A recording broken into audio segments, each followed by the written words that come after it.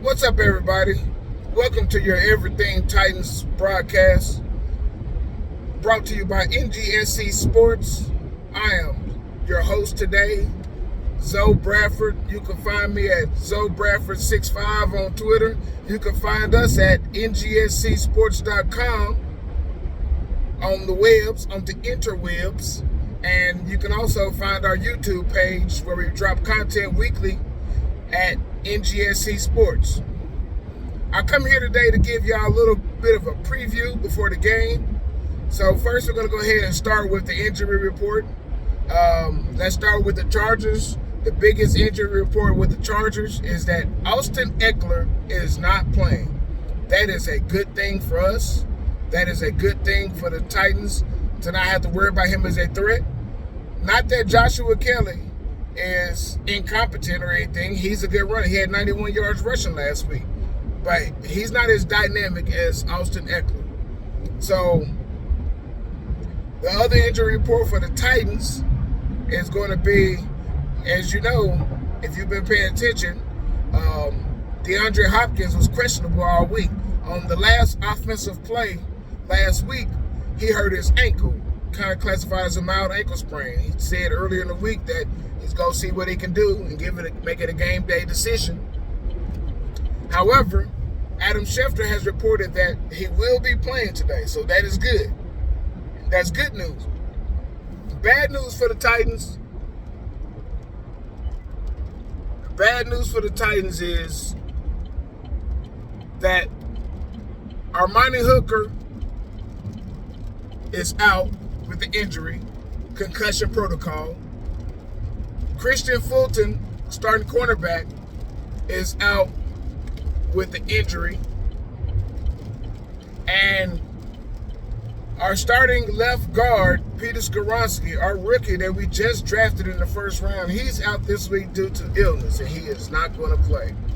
His next up in line to start for him, according to the depth chart, is Xavier Newman Johnson. Well, I think that's his name.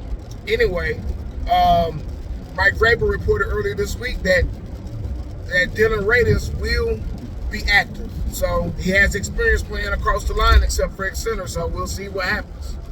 And then the other big thing is Elijah Molden will be likely subbing for Armani Hooker. Remember, he played cornerback for us in the slot. You know, he did a lot of work at safety this offseason, so this is going to be his first game starting and coming out playing the safety position. I think he'll do good. I think his play, his skill set fits playing strong safety in a place of Armani Hooker. I think he's going to be okay. So, and then the weather, it is a bit rainy in Nashville. Rain is likely for the game. All right. So with all that considered, what are we concerned with? What are the point keys to the game this week? All right. First and foremost, will this weather hit? If this weather hits, what kind of game plan is it going to change to? We're out here playing on a brand new Helix Matrix turf that nobody else in the league has. They've been practicing on it. How is it going to respond to the ground being wet? Are we going to change to a running game? So that's a question, not necessarily a key to the game. I would say one key to the game is offensive line. Can the offensive line hold up without Peter Skoronski? Diller struggled last week. Can the offensive line hold up against Joey Bosa in that front? Can they give Tannehill enough time?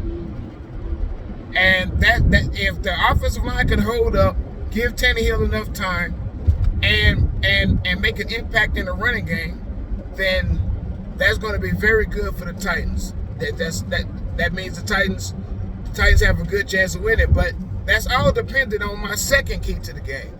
The second key to the game is, can Ryan Tannehill bounce back from his performance last week, which, to say the least, was very, very, very bad. Can he see the field better than he saw it last week? Did he pay attention to the film and see that you had open receivers and you were forcing the ball in? Can he correct those mistakes from last week?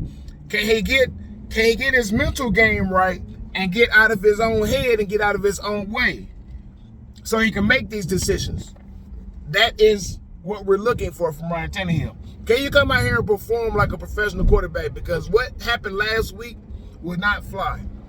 And if you heard Vrabel this week in his press conference, he called out Tannehill on Monday specifically, like, you got to have better play from the quarterback. Tannehill can't play out there. You can't throw in the double coverage. Vrabel doesn't typically do that. So that makes me think that if Tannehill comes out here in the same fashion, if it's not this week, it could be next week. His leash is getting shorter. We might see one of these young quarterbacks in the game soon. Right now, that quarterback lined up to take in if Tannehill goes down or goes out or has to be pulled is Malik Willis. He made a lot of progress in the offseason. If he gets put in the game, we'll see exactly how much. But Tannehill has to play well, and he has to make plays. He has to see the field. He has to push the ball downfield. And he has to be able to navigate the pocket because there will be pressure. The last key to the game for me is two parts.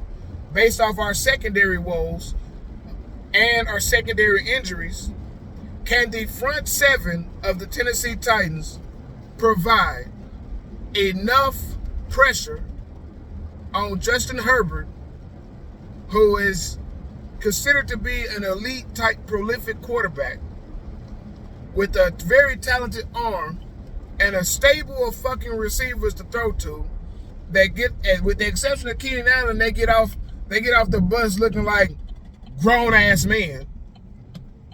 Can we get enough pressure on Justin Herbert to make his day a living hell?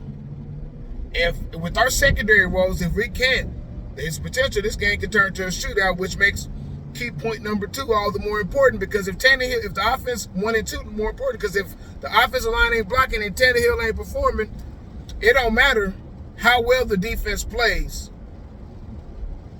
if we can't put up enough points. I have y'all know that in the past 8-9 games, we've only scored over 21 points or more twice. So that is unacceptable for an NFL offense. And we're not going to beat this team if we can't score more than 21 points. So, key to the game, can the front seven hold put enough pressure on Herbert? They got a new offensive coordinator, Kellen Moore from the Cowboys, so they've introduced running into it, more of their scheme. Can they stop the run? Can they get pressure on Herbert to make him make some mistakes? Can the offense score enough points? Can the offensive line block with the missing piece on the offensive line? Those are the keys to the game. If we can manage to block, give Tannehill some time, Tannehill can step up and play and perform like he's supposed to for a 12-year NFL starting quarterback, and the defensive line can hold the running game down of San Diego Chargers, who looked really good last week. They had 230-some yards rushing, something like that last week. It's ridiculous. Maybe it's 280. If we can hold their running game down, put some pressure on Justin Herbert, and not let these receivers run all over the field on us, we got a good chance of winning. So, Vrabel, you're definitely going to have to do a better coaching job than you had last week. So that's really what it's all about this week. Is can we be better than we were last week? Can the offensive line block? Can Tannehill be better? Can we get pressure on Herbert? Can we keep Joey Bosa from wrecking the game? I'll admit, I'm skeptical. I'll be at the game watching it live, so I'll be able to see with my own eyes, and I'll be able to see the sideline after plays and see how they're reacting and how the interactions between the coaches and players are between drives. So y'all make sure you stay tuned for our recap show. Our recap show will go live tomorrow. It may be a little late. We shall see. But our recap show will be live tomorrow, and we're looking forward to it. Let's tighten up. Let's go Titans. I guess I shouldn't have said that. I'm supposed to be neutral. But this is an Everything Titans show. I ain't got to be neutral. I'm a motherfucking fan. You see my fit. You see what I got on. Let's go. Let's go do it.